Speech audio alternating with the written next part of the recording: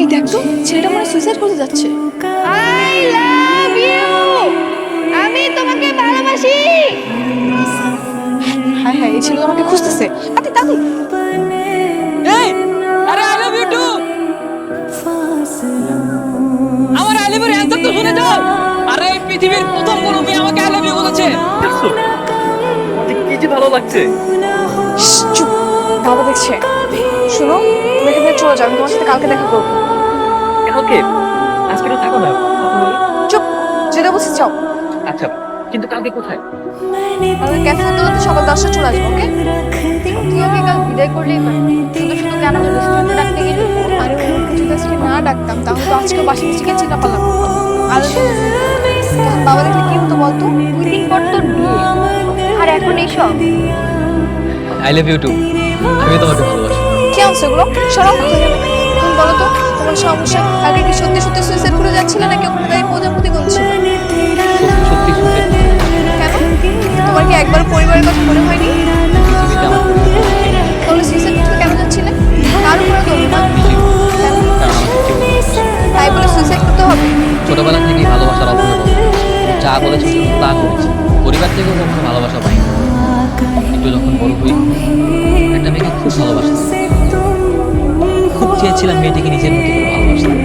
সব কিছু করেছি, কিন্তু তারপর যখন তাকে প্রপোজ করি, সে আমাকে রিজেক্ট করে দেয়। ভালোবাসাই যদি না পাই, পৃথিবীতে বেশি থেকে কি লাভ? মানুষের তো বাঁচতে হলে ভালোবাসার প্রয়োজন। তাই নিজের প্রতি রাগে ক্ষোভে সুইসাইড করতে গিয়েছি। যখনই সুইসাইড করতে যাবো, ঠিক তখন আই লাভ ইউ একটা শুনেছি। জীবনে প্রথমবার কোনো মেয়ে আমাকে আই লাভ ইউ বলেছে। যখনই তোমার মুখ থেকে আই লাভ ইউ একটা শুনতে পাই, বিশ্বাস করো, এই একটা লাইন আমার পুরো পৃথিবীকে চেঞ্জ করে দিয়েছে। নতুন করে আবার বাঁচার আশা জাগিয়েছে। হয়তো সৃষ্টি করতে তোমাকে আমার কাছে পাঠিয়েছে। অবশ্যই। আমি তোমাকে সেদিন সিরিয়াসলি তোমাকে সুইসাইড করতে দেখে তোমার মোটিভেট করার জন্য আমি জাস্ট ফাইন জাম্প করেছি। আমি মরেই যাবো এখন যদি ব্রেকআপ করো। আরে আমি রিলেশন কখন করলাম যে তুমি আমার সাথে ব্রেকআপ করতেছো? আমার কাছে এটাই রিলেশন, আমার জীবন বাঁচানোর রিলেশন। 24 ঘন্টা হয়েছে তুমি আমাকে আই লাভ ইউ। 24 ঘন্টার প্রতিটা সেকেন্ড, প্রতিটা মুহূর্ত আমার কাছে স্বপ্নের মতো লেগেছে। প্লিজ আমার এই স্বপ্ন দেখো, এই রিলেশনটা করা আমার পক্ষে পসিবল। কেন পসিবল? আমার তো নেই বলে।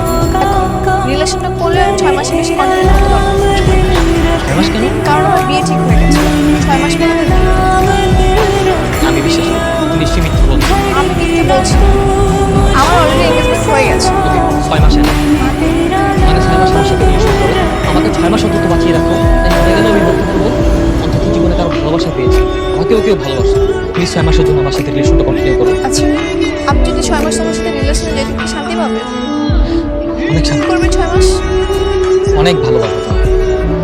এত ভালোবাসবো যে ভালোবাসা পৃথিবীতে কোনো প্রেমিকের প্রেমিকাকে বাসতে পারে। ওকে, আমি রাজি, কিন্তু আমার কিছু শর্ত আছে। রিলেশন কথা কাউকে জানানো যাবে না। আমার বিয়ের দিন কোনো প্রকার ঝামেলা করা যাবে না। আমি তোমার সাথে প্রতিদিন দেখা করতে পারবো না। সর্বোচ্চ 2 দিন দেখা হলে ডিসটেন্স মেনটেন করতে হবে। আর আমার বিয়ের 1 সপ্তাহ আগে তোমার সাথে আমার সকল সম্পর্ক নষ্ট হয়ে যাবে। এরপর তুমি খুব ভুলে যাবে চিরতরে। রাজি? রাজি, এই শর্তগুলো মানতে আমার কোনো সমস্যা নেই। ঠিক আছে। তুই কি ঠিক করলি? আরে আমার না ওর মুখটা দেখে খুব মায়া হচ্ছিল রে, এই জন্য। তাই বলে 6 মাস প্রেম করবি? আরে প্রেম না তো, আমি তো জাস্ট একটু অভিনয় করবো যেন ওর ইচ্ছেটা পূরণ হয়। আর আমার একটু সময় কাটবে। তাহলে তুই আবির ভাইয়ের সাথে কথা বল, তোর ফিয়ান্সিকে টাইম দে। আর ওই লোকটার কথা বলিস না, বোরিং একটা লোক। যখন একটু শুধু কথা বলিস শুধু জ্ঞান আর জ্ঞান, ভালো লাগে না। গুড মর্নিং প্রিয়তম। শরতের এই নীল আকাশের নিচে সাদা কাশফুলের মাঝে তোমাকে এমন সকাল কোথায় গেল? তোমাকে যখন দেখি তখন থেকেই আমার সকাল, হোক সেটা রাত বা দিন। আর তুমি যখন পাশে থাকো সব কিছু মনে যেন থমকে গেছে। এটা তোমার সময় গেল। কালো শাড়ি? তোমার ঠিক ছিল না কালো শাড়ি পরে কাপড়ের সাথে ছবি খানো? আমি যদি পাশে থেকে কালো শাড়ি পরে আসতাম তাহলে? কি ব্যাপার? আমি তো জানি তোমার কালো শাড়ি নেই। আমি জানি তোমার একটা কালো শাড়ি কিনি কিনি বলেও কেনা হয়নি। আর যেটা ছিল সেটা তোমার বান্ধবী ছিল। ও এখনো পরে আচ্ছা, তুমি আমার ডায়েরির কিছু পাতা না, আমার ডায়েরিটাই পড়ে ফেলিস। আচ্ছা শোনো, তুমি একটু ওয়েট করো, আমি পাশে সকাল থেকে শাড়ি পরে আসবো। কেমন লাগছে আমার? সেটা বলতে হয় কিন্তু সুন্দর করে দিতে হয়।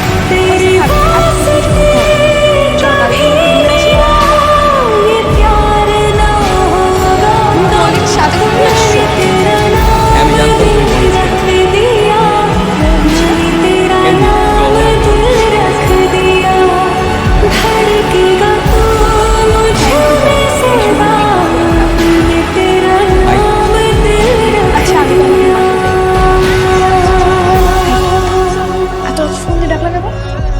তোমার ইচ্ছে পূরণ করতে। তোমার একটা ইচ্ছে ছিল না চাঁদনি রাতে বয়ফ্রেন্ডের হাত ধরে পিস ঢালা পথে হাঁটবে, আইসক্রিম খাবে, আইসক্রিম এলাম তুমি কি এরকম সব ইচ্ছে পূরণ করবে? 1 মাস আমাকে যেমন সারপ্রাইজ দিয়ে যাচ্ছ, আমি তো পুরো ইমপ্রেস হয়ে যাচ্ছি। আচ্ছা যাই হোক, তোমার একটা ইচ্ছে বলো তো, দেখি পূরণ করতে পারি কিনা। আমার আবার কি ইচ্ছে? আমার জীবনের সবথেকে বড় ইচ্ছে দেখি আর তো কয়েকটা মাস, এরপর কি করবা? কি করবো? আমার তো খুব গরম, তোমার বিয়ে হয়ে যাবে আর আমি বিয়ে এই, তোমাকে এসব কথা বলে নিষেধ করছি না? আমার আইসক্রিম আসার সময় আজকে নিয়ে আসতাম, তাহলে তো আজকে না তুমি বলে যেত।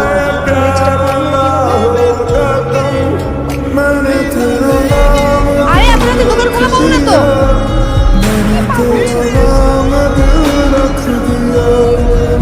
এত রাতে তো সব দোকান বন্ধ, কোথায় গেলে আজকে? আমরা তো মজা করছি। দোকানে তালা ভেঙে নিয়ে গেছি। এটা তো অন্যায়। না সমস্যা নাই, আইসক্রিমের দাম তালার দাম সহ আর বেশি টাকা দোকানের দাম। ঠিক আছে, চলো একটু হাঁটি। হ্যালো, আরে আর বলিস না, ছেলেটা না একটা আসতে পারবে। ও সবসময় আমার ছোট ছোট আমার কাছে মনে হয় ওর নিজের থেকে আমাকে বেশি ভালো পায়। আমার এই কথা সবসময় বিয়ের পর ঘুরতে পারবি তো ওকে? না জানি, ওকে বলার কি দরকার? আমি বিয়ের পর সারা জীবন বিয়ে করবো। কি রে চুপ হয়ে গেলি কেন? আচ্ছা বাদ দে, আমি যেমন ভালো লাগছে।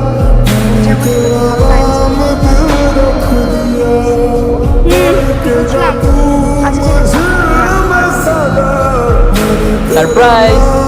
সারপ্রাইজ কি আছে? আমি তো জানতামই তুমি আমার জন্য ওখানে ওয়েট করছো। তোমার কি ইচ্ছে ছিল না এবার নাও, আমাকে বলে দাও।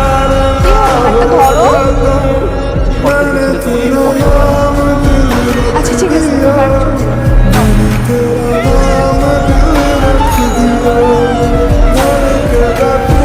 আচ্ছা, তোমার কতক্ষণ থাকবে? তোমার যতক্ষণ ইচ্ছে তাড়াতাড়ি। এই, আমি তোমার জন্য। Really thank you so much. আচ্ছা শোনো, তুমি ফুলটা খোপাই দাও, আমি তোমার একটা ছবি দিই। অনেক সুন্দর লাগছে। জানো, আমার তো নৌকা চড়তে খুব ভালো লাগে। ইচ্ছে করে সারাদিন নৌকায় ঘুরি। তোমার মাঝে সাথে বিয়ে করতে হবে। তোমাকে নিয়ে সারাদিন নৌকায় করে রাখতে হবে। শুনো, এটাই হলো আমাদের সাথে। কেন? কারণ 6 মাস তো হয়ে গেল, এবার তো আমার বিয়ের প্রস্তুতি নিতে হবে। ও হ্যাঁ, 6 মাস তো হয়ে যাচ্ছে প্রায়। দেখতে দেখতে 6 মাস পার হয়ে গেল, তাই না? এই কটা মাস আমার জীবনের বেস্ট মুহূর্ত ছিল। তোমার হাজবেন্ড অনেক লাগে, শুধু আমার মন সুন্দর আর ভালো লাগে। সোলা তাহলে তুমি কি করবো? আমি পারবো না। যতই সুন্দর শোনো, তোমাকে অনেক অনেক ধন্যবাদ। এই 6টা মাস আমার সবচেয়ে ভালো দিন কেটেছে। ঘুরতে ঘুরতে অনেক রাত হয়ে গেল, এখন তাহলে আমি যাই বাসায়, তাই না? সময়গুলো কত তাড়াতাড়ি চলে গেল, তাই না? মনে হলো এই তো সেই দিন তোমাকে প্রথম দেখেছিলাম। এলে তো আমার লাস্ট দেখতে, তাই না? হ্যাঁ, কারণ পৃথিবীর কোনো স্বামীই চায় না তার স্ত্রী বিয়ের পর এক্স বয়ফ্রেন্ডের সাথে কথা বলবে। আমি আমার স্বামীকে বেশি গুরুত্ব দিতে চাই। হ্যাঁ তা তো অবশ্যই, ওরকম তো খুশি। আমাদের কিন্তু বউ সাজলে অনেক সুন্দর লাগে। তাহলে আমার বিয়ের দিন একটু লুকিয়ে দেখে যাও। কি বলে এসব? না না, আমি এসব পারবো না। আমাকে এত সুন্দর লাগবে, আমার তো সহ্যই হবে না। ঠিক আছে, আমাদের সম্পর্কের ইতি এখানেই শেষ। আমার মাসে আশা না, আর আশা মাসে ভালোবাসা না। কাল থেকে দুটোই আমার বড় হয়ে যাবে। শোনো, আমাকে নিয়ে কিন্তু তোমার একদম ভাবতে হবে না, ঠিক আছে? আমি অনেক ভালো থাকবো। শুধু তুমি তোমার নিজের খেয়াল রাখবা, হ্যাঁ? একটু যত্ন দিবা। তোমার সাথে কাটানো কটা মাস আমার কাছে স্বর্গদূত ছিল। আমার জীবনের প্রতিটা অধ্যায়ে তোমার নাম লিখে দেবো সারা জীবন। সৃষ্টিকর্তার কাছে শুধু একটাই প্রার্থনা, তুমি এই জন্য আমার না করো। বরঞ্চ তুমি আমার।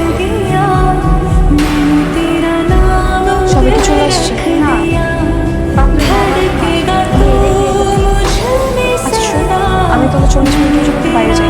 এই সময় কোথায় যাবে? আমি সঙ্গে শেষবারের মতো একটু দেখতে চাই। সবাইকে কি বলবি? তুই কিছু একটু বলে একটু ম্যানেজ করিস প্লিজ। আমি যাবো আর আসবো, হ্যাঁ? একাকিত্ব নিঃসঙ্গ জীবন মানুষকে বাঁচার আশা করে নিয়ে যায়। আর সেই সাথে যদি প্রিয়জনকে হারানোর কষ্ট যোগ হয়, তবে তার পায়ে হারিয়ে খুব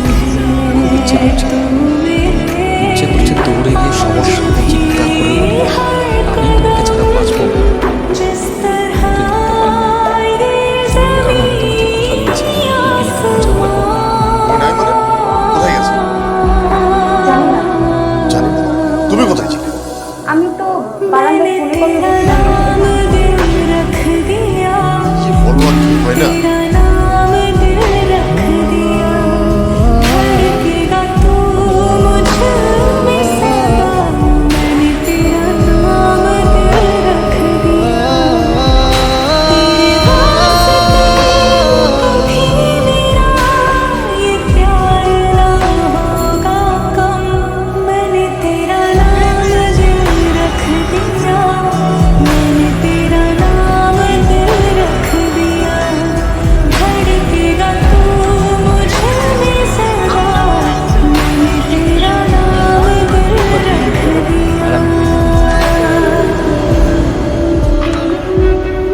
শাওন,